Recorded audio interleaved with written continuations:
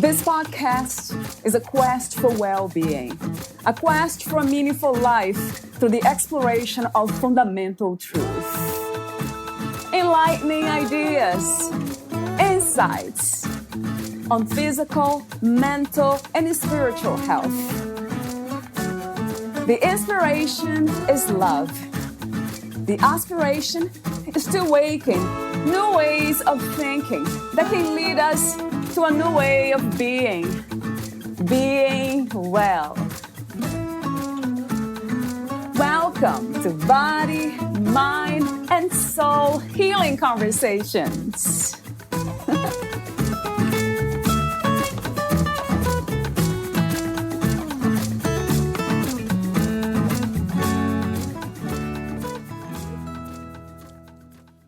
By allowing ourselves to become wealthy, wealthier healer actually helps us serve the greater good.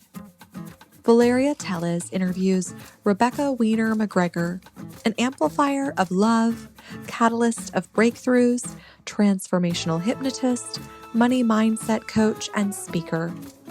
Rebecca Weininger McGregor is an amplifier of love and catalyst for breakthroughs. She shares her gifts as a transformational hypnotist and money mindset coach committed to helping visionary women live their truth, step into divine purpose, and create the life of their dreams. Over the last 16 years, she has helped her clients to release old blocks, traumas, loss, and hidden fears to find a deeper sense of self-worth and determination to live life on their own terms. Using that self-worth and determination as fuel to create the life they've been dreaming of with deeper connection, more joy, more impact, wealth, and more fun. Rebecca's clients include spiritual entrepreneurs, coaches, healers, executives, entertainers, and influencers. Women who have a message to share with the world. She's worked with women across the country and around the world to release limiting beliefs and rewire their subconscious minds to feel limitless, take action, and create a life filled with abundance. Rebecca lives with her husband, in a relationship she manifested, and her rescue dogs, Lucy, Millie, and Winston, in Sioux Falls, South Dakota, where she loves books, art, music, has the ever-so-slight Netflix infatuation, and loves spending time hosting her friends and family. Meet Rebecca at RebeccaWeininger.com. Here is the interview with Rebecca Wiener McGregor.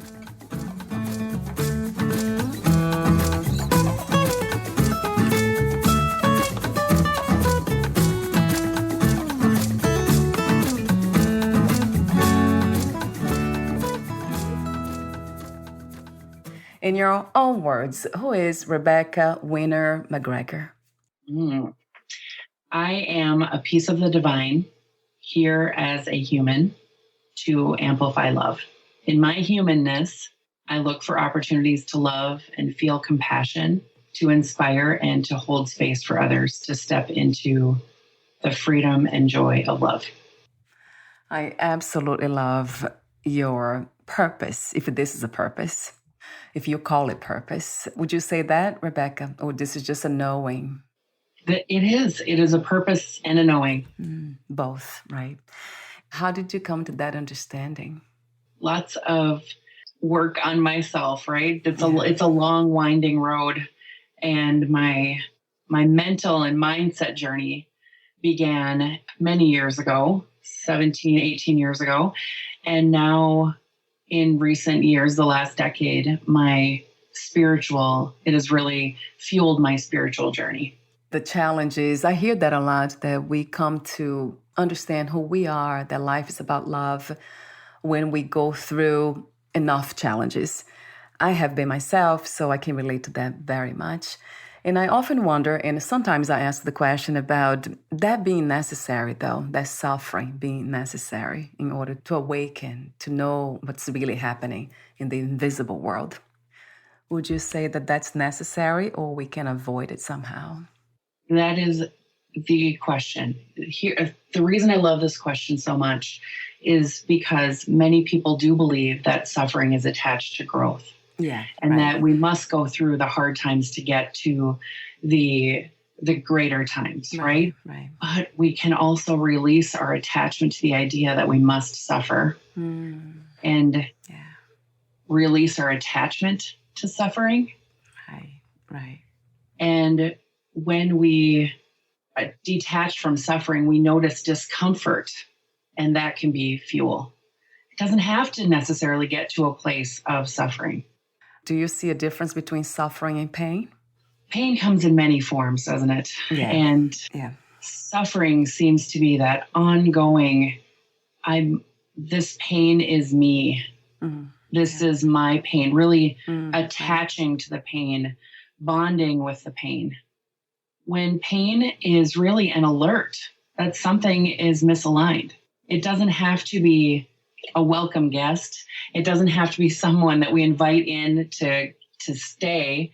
We can acknowledge the pain, because really what I found is often when we acknowledge our feelings, when we acknowledge our pain, when we ask the pain even what it needs, it will quiet down.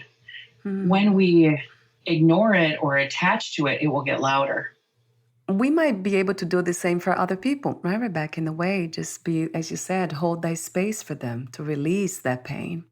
And to share that you don't have to be made for suffering if you don't have to believe that you're made for suffering if you don't want to. So in a way, it's not really trying to replace stories or beliefs, but just holding that space, listening to them. Yes. Thank you for saying that, because when someone has a problem and we try to solve it for them without them asking, we are essentially in a place of judgment of them and their story and their position and their experience, that it's really not good enough for us. Yeah.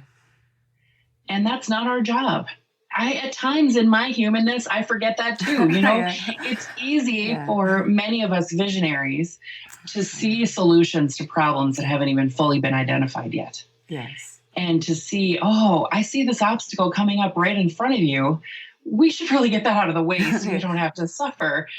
And then we're moving their finish line. We're moving their opportunities for growth. And we're not trusting them to handle it the way they need to handle it for themselves.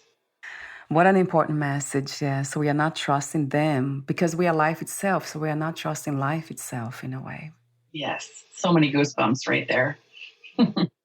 How do you define success these days? What is to be successful to you? To me, success is ease and flow and joy and connection and opportunities to love. Wow. It doesn't have a perfect, it doesn't have a spreadsheet answer. It's all of those things together. It is and being in a place of purpose, that's joyful for me. And that's a good time to ask you the question about what it's like to have a divine purpose. Having a divine purpose feels to me like this is what I am meant for. This is what I'm here for. This is why I'm breathing right now. This is the message that I get to share with others if I choose. If I choose. Right. There's always the power of choice with it, right? So for me, that knowing, and it's as easy as breathing to feel this purpose. And I believe everyone has that in them. And it may not be to be on a stage somewhere or to write a book or to teach a grand audience of something. It could be as simple as being in their purpose, in their home, in their breath, in their day-to-day moments that nobody else knows about, nobody else sees. We just get to be in these special moments with ourselves, feeling that ease and truth, capital T, truth. Wow. So it's something that's very intimate and very personal, isn't it? It absolutely is. So that word intimate just really describes it, doesn't it? It very much resonates, with me, that idea. So talk to me for a moment about success attached to material things, money, wealth, And how do you teach this abundance to people without getting them to believe that they need to have money and wealth in order to experience joy and freedom and inner peace? That's such a beautiful thing, the way that you said that we don't need money to feel joy or peace. Right. We get to have it if we choose to pursue that, right? Yeah. And that success and happiness first they're really that foundation. And then allowing in the wealth, allowing in the money without it being something that you are chasing, but rather you've aligned to you've aligned to receive. This is something that I had to learn too. I remember feeling stuck with what I do and not being able to publish any episodes because I didn't have the funds. And then I remember saying to myself, I'm not asking my guests to pay for the editing assistance and all the material. That's not right. And I held that thought, that belief for long enough to take the joy even out of the work I do, because I loved this, but I couldn't publish. And I had all the guests contacting me, why you're not publishing and all that. And I think I spoke to somebody. I think he was a mindset coach that has to do with finance too, but I didn't know that actually. And then we got to talk, and then he said to me, do you know that money's energy? It's an exchange, it's a flow, it's energy. It's not what you think it is. And that changed everything from one moment to another, just changed. That kind of stayed with me, this idea that we can change others just by being there for them, but also telling them the truth. Tell without any reservation, just being truthful. What are some of the limiting beliefs we have, most of us have, Rebecca, and how do we learn to identify them? I'm going to answer the how do we learn to identify them first, okay? Yeah. Is that right? Yeah. Because this is such a key piece of what I teach, and that is the awareness of discomfort in our body. When we step into fear, when we take a detour into fear, we are generally in a limiting belief. Right. We are in a limiting belief that money is not safe. It is not safe for me to be visible. It's not in alignment with my spiritual gifts for me to be wealthy, things like that. Right. So building our awareness to how it feels when we are in these different situations or in our processes in our business or our life, and noticing, did you feel tightness in your body? Did you feel pressure? Did you feel a lump in your throat? Some way that your body is telling you that little bit of discomfort, pain, right, is an alert that something is out of alignment for you. Because when we step into fear that's not aligned with who we believe we are, then our body will tell us to. And some of the most common beliefs that limit us, that come through with my clients, are, I'm a spiritual person. I'm not supposed to be wealthy. Right. I can't ask for money for my spiritual gifts. It just doesn't seem right. Or none of my family has been wealthy, and it just doesn't feel good for me to be the wealthy one. Oh, wow. Yeah, I don't want to outshine my family or my friends, or it's not about money for me. It's about giving. Right. Which is an imbalance right there too, isn't it? That overgiving piece. Yes. These are very, very common. Or that wealthy people are bad because they are villainized in the media, movies, things like that.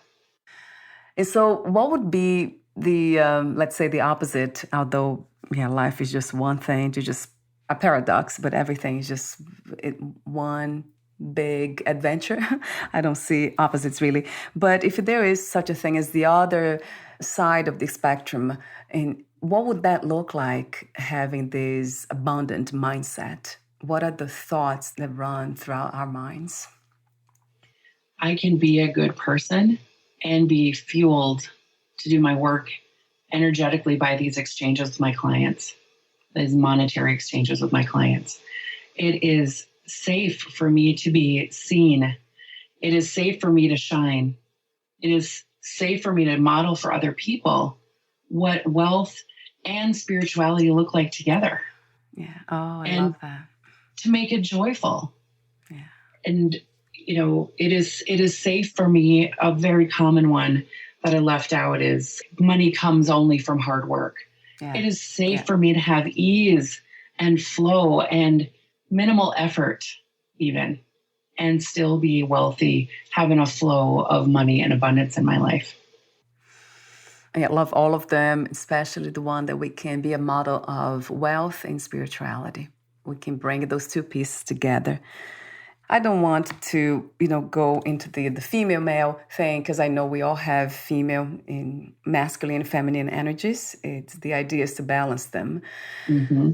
It seems to me like at this time we do need more of the feminine energy. And women are very good at it, balancing these things. When it comes to money, I've seen around me women with money that they're different. They're very different than men when they are prosperous. They don't behave the same way. I'm not the ones that I was in touch with. Does it make sense to you that women might have better understanding of wholeness and know how to bring this to life, to this reality? Yes, of course, women know how to bring it to life, right? Because we are the creators.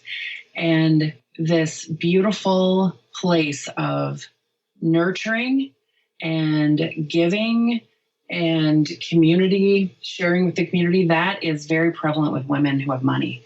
That is why I feel called to this purpose, to help women become very wealthy. Because when women have wealth, they share it in their family. They share it in their community. Yeah. They put it toward powerful, positive causes.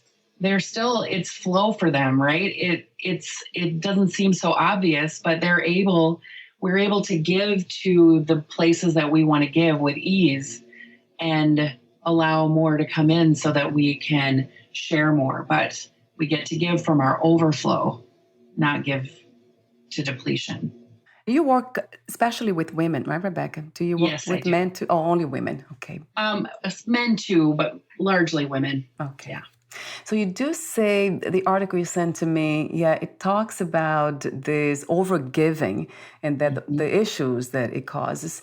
So talk to me for a moment about the reasons for that to be. Why do we tend to overgive? This overgiving comes from what we were talking about earlier, that place of we must protect other people from the obstacles that we see for them. That we are not valuable unless we are proving our value by helping and nurturing others. And we don't want to see people in pain generally, right? We want to help them. If we can see a way out, why wouldn't we try? Yeah. And it really is this taking responsibility for other people's feelings, which, because we are the lovers, the nurturers, the boo-boo kissers, right? We want to make everything right again. It sounds very beautiful, doesn't it? Like generous and compassionate, but without balance, then we have nothing. So talk to me about boundaries. How do we learn to become better at it? The way that we do anything, right, is by practicing. Yes. We have to set one boundary, see how that goes, and set another. And I like to operate from standards and boundaries. So I'm not feeling like I have to have my guard up all the time. I'm operating from a place of standards. And this is the way that I operate. This is the way that things are for me. This is how I'll respond in this situation. And a boundary, their boundaries are tricky because we don't know we need one until we need one, right? Yes, true. So then someone gives us a little bit of discomfort or pain, and we're like, wait a second, we need a boundary here. Yeah. And they are tricky for us because of our giving nature. We don't want to make someone else uncomfortable. We'd rather be uncomfortable ourselves, which is what overgiving is ultimately. We'd rather take the discomfort and the pain ourselves than to give it to someone else or feel like we're giving it to someone else, and or we don't trust them to handle it the way that we handle it. We don't trust that if they're in pain, they will manage it appropriately. That trust piece is so huge that we will just give and not give our boundaries because it's just easier this way. I know what this discomfort feels like when they come to me and they're not honoring my boundaries. It's easier for me to take it and deal with that discomfort than to have the perceived hard conversation of this is what I need and being perceived as selfish. So it has to do with control too, doesn't it, Rebecca? Trying to control everything. Yes, absolutely. And I'm a recovering overgiver. So I recognize these so deeply, even as I'm talking about it, as answering your questions, I feel like, yes, I have a memory of that. I have a memory of that. So it's natural for us to not know how to do boundaries until we have to set them, and then to really check our judgment. Who are we judging in this scenario? Can we keep the boundary and not judge anybody as bad or good and just have it be in alignment with our standards that this is the way things are? Or am I judging them as they can't handle it? And so I'll let go of my boundary, and judging myself as, oh, maybe this boundary is too harsh, so I'll let go of my boundary, things like that. So there's a lot of work on self-awareness, right? Wisdom, basically, accessing wisdom when it comes to those situations. And that is the dance of life, isn't it, Rebecca? It really is. Yeah. And it doesn't have to be hard work. Right. It can be effort when we practice it. Shooting a basket is a lot of work until you start to get into the flow of it. Then practice is effort, keeping up the effort.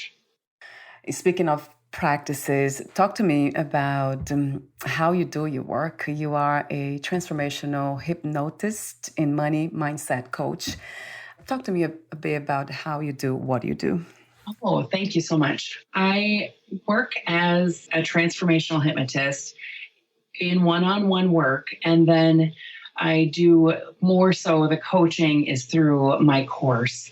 I have a course called Extraordinary Wealth that is a group experience, which sisterhood and community are so important for us to grow and practice shining and practice boundaries and things like that.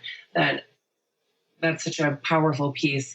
The one-on-one work that I do really goes into healing past trauma, which creates a lot of limiting beliefs. And I feel like it's important to identify that trauma, as we think of it, doesn't necessarily have to be something that is newsworthy. It doesn't have to be a huge moment. It doesn't have to be ambulances or, right, law enforcement showing up. It could be a moment of shame or guilt that nobody else even really witnessed, right, but we felt it. Yeah. And when we add those things up, they send messages to our subconscious mind that this is how things are for us, and thus creating the limits. So I use traditional hypnosis techniques as well as some spiritual, really connecting on a spiritual level as well, to help people to heal the past trauma, release it without having to forget it or push it away, really neutralizing the old memories. Because when those painful memories are neutralized, we get to be more in the present moment. And when we're in the present moment, we operate from here rather than from here, plus the tidal wave of emotion that comes from those unresolved emotions. True. Definitely easier to do it in the way of the being in the present, right? What is your idea of freedom, Rebecca? What is to be free to you? To be free to me is with awareness. Awareness brings freedom to me, because I can feel a bit of discomfort. I can feel pain. I can feel sorrow. I can do all of those things. Be in that feeling and know that I have the power to let it be felt and then move on, move through, grow, and evolve past it. It's feeling limitless, really. That is my freedom. And that it's connected to choice, isn't it? Completely. Even the choice to be aware. Yeah. The choice to decide that if a feeling of pain comes to me, what will I do with it? I love and that. all the steps after that. Yes, thank you. Yeah. What do I do with the pain? And then listen for what it comes. And this is something that I'm passionate about for some reason. Yeah, there's, for some reason, mysterious reasons. Right, some mysterious reason that you're a healer. Yeah. Yeah, I see titles. That's another thing. What do you think about this idea? Like in my case, I prefer not to have one, but I do use some of them, of course. But I like the idea of not having titles. Is that another limiting belief that I have? I think that it can be whatever you want. If you don't want to be attached to a title, then don't be attached to a title.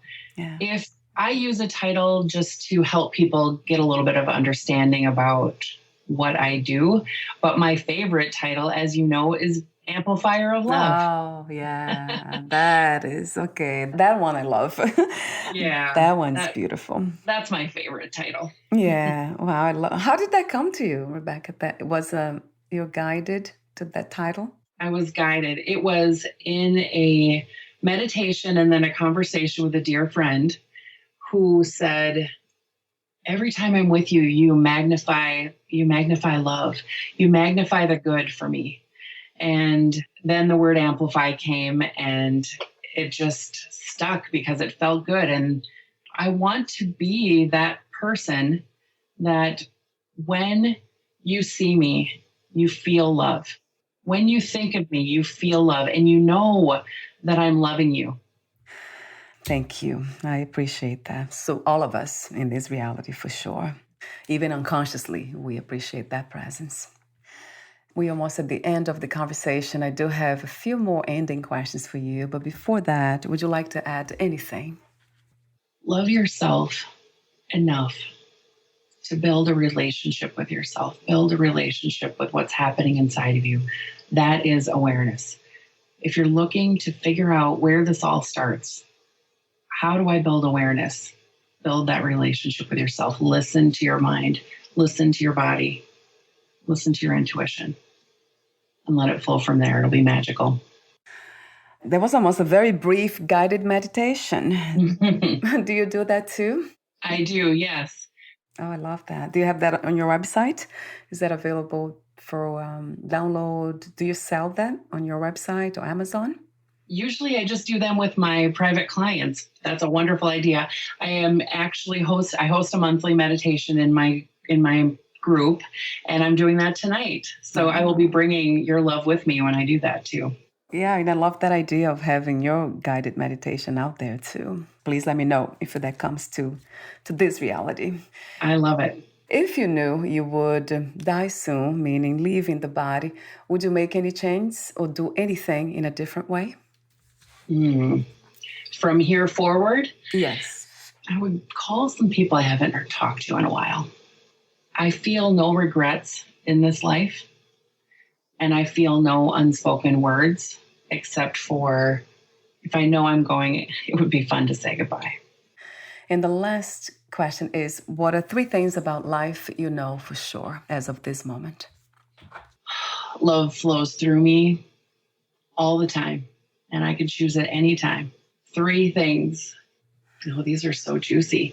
If I need an answer, my true answer is always within me. And that I am always connected to the limitless resources of the universe. Thank you so much for sharing these. I call them timeless wisdom or divine wisdom. Beautiful. Thank you. Thank you for your presence. Thank you for the work you do in this reality. Thank you so much, Rebecca, again. Thank you, Valeria. I appreciate it. Where can we find more information about you, your work, products, services, and future projects? RebeccaWeininger.com. That's simple. I'll have that link on your podcast profile. Thank you. Thank you so much, Rebecca. Bye for now. Bye. Bye.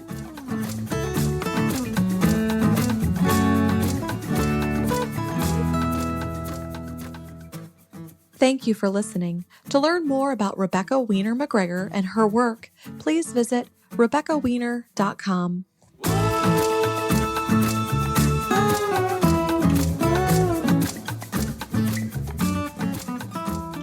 To learn more about this podcast, please visit fitforjoy.org/podcast. Thank you again for listening, and bye for now.